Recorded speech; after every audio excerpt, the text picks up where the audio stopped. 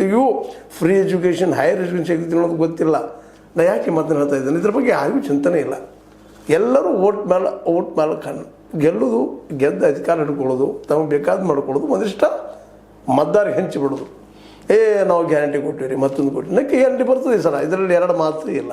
B J ಪಿಯವ್ರು guarantee ಘೋಷಣೆ ಮಾಡೋರನ್ನ ಈಗಾಗಲೇ ಅವರ ಚುನಾವಣೆ ಇಲ್ಲಿ ಹೋಗಿ ನೋಡ್ತಾ ಬಂದಿದ್ದ ದಾರಿಗಳನ್ನು ಆವತ್ತಿನ ಅನುಕೂಲ ತಕ್ಕಂಗೆ ಘೋಷಣೆ ಮಾಡೋದು ಅಂತ ಅದು ಆಗ್ತದ್ರೆ ಬೇರೆ ವಿಷಯ.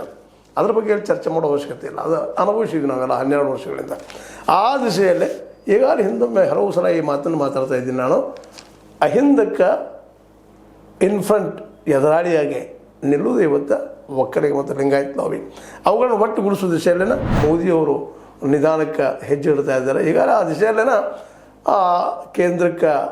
ಕೇಂದ್ರದ ಮಿನಿಸ್ಟರ್ ಮಾಡಿ ನಮ್ಮ ಏನಪ್ಪ ಅಂತ HD ಕುಮಾರಸ್ವಾಮಿಗಳಿಗೆ ಜೊತೆಗೆ ದೇವೇಗೌಡರನ್ನ ಏನಾದರೂ ಮಾಡಿ ಶತಾಘಾತ ಮಾಡಿ ರಾಜ್ಯಸಭಾ ಸದಸ್ಯರು ಮಾಡಿ ಅವ್ರನ್ನ ತಮ್ಮದೇ ಇಟ್ಟುಕೊಂಡು ಕರ್ನಾಟಕದಲ್ಲಿ ಸ್ವತಂತ್ರವಾಗಿ ಫಸ್ಟ್ ಟೈಮ್ BJP ಆಡಳಿತ ತರಬೇಕು ಅನ್ನೋಂಥ ಹಠ ತೊಟ್ಟಿದ್ದಾರೆ. ಈಗಾಗಲೇ ವೆಸ್ಟ್ ಬೆಂಗಾಲ್ ತೊಟ್ಟಿದ್ರು, ಅದು ಬಂದದ.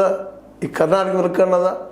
ಇದೆಲ್ಲ ಗೊತ್ತಿರುವಂಥ ಸಿದ್ದರಾಮಯ್ಯನವರು ಇಲ್ಲಿವರೆಗೆ ಎಂದೂ ಪ್ರೋಟೋಕಾಲ್ ಪಾಲಿಸಲಾರದ ಪ್ರಧಾನಿ ಬರ್ತಾ ಇದ್ದಾರೆ, ಬರಲಿ ಬಿಡ್ರಿ ಅವ್ರೇನು ಮಾಡ್ತೀರಿ ಅನ್ನೋ ಹಂಗೆ ಮಾತಾಡುವಂಥ ಸಿದ್ದರಾಮಯ್ಯನವರು ಇವತ್ತು ಪ್ರೋಟೋಕಾಲ್ ಮಾಡಿಕೊಂಡು ಹೋಗಿ ಸ್ವಾಗತ ಮಾಡಿ ನಮ್ಮ ರಾಜ್ಯಕ್ಕೆ ಬಂದಿದ್ದು ಭಾಳ ಸಂತೋಷ ಅಂತ ಹೇಳುವಂಥದ್ದು.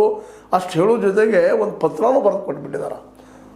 15 ಅಂಶಗಳು, 15 ವಿಚಾರಗಳನ್ನ ಇಟ್ಟಿದ್ದಾರೆ. ಅದರಲ್ಲಿ ನಮ್ಮ ರಾಜ್ಯಕ್ಕೆ ಬರುವಂಥ ದುಡ್ಡಿನ ಬಗ್ಗೆ, ಮತ್ತೊಂದ್ರ ಬಗ್ಗೆ, ಕೃಷ್ಣ ಯೋಜನೆ ಬಗ್ಗೆ, ಇವುಗಳೆಲ್ಲ ನೀವು ಕೊಡಬೇಕ್ರಿ, ನಮ್ಮ ಅರಣ್ಯಕ್ಕೆ ಪರ್ಮಿಷನ್ ಕೊಡಬೇಕು, ನಮ್ಮ ಇಲ್ಲಿ ಏನಪ್ಪ ಅಂತ ಅನೇಕ ಒಂದು ಏನಪ್ಪ ಅಂತಂದ್ರೆ ಕಾರ್ಯಗಳಿಗೆ ಅನ್ನುವಂಥದ್ದು, ಅಥವಾ ಬೇಡಿಕೆಗಳು ತುಂಗಭದ್ರಾ ಇರ್ಬೋದು, ಅಥವಾ ಕೃಷ್ಣಾ ನದಿ ಇರ್ಬೋದು, ಮತ್ತೊಂದಿರ್ಬೋದು, ನಮ್ಮ ಬಾಕಿ 5,890 ಎಷ್ಟು ಅವೆಲ್ಲ ಕೊಟ್ಟು ಒಂದು 15 ಪಾಯಿಂಟ್ ಮಾಡಿ ಇಟ್ಟಿದ್ದಾರೆ. ಹಳೆ ಬಣ್ಣವೆಲ್ಲ ಈಗಾಗಲೇ ಮೇಲೆ ಹೇಳುವಂಥದ್ದು. ಈ ಸಂದರ್ಭಕ್ಕೆ ಅದನ್ನು ಉಪಯೋಗ ಮಾಡ್ಕೊಂಡಿದ್ದಾರೆ. ಇದು ರಾಜಕೀಯ ಚಾಕಚಕ್ಯತೆ. ಅವ್ರು ಸಂಕಲ್ಪ ಮಾಡಿ ಮೋದಿಯವ್ರ ಕರೆ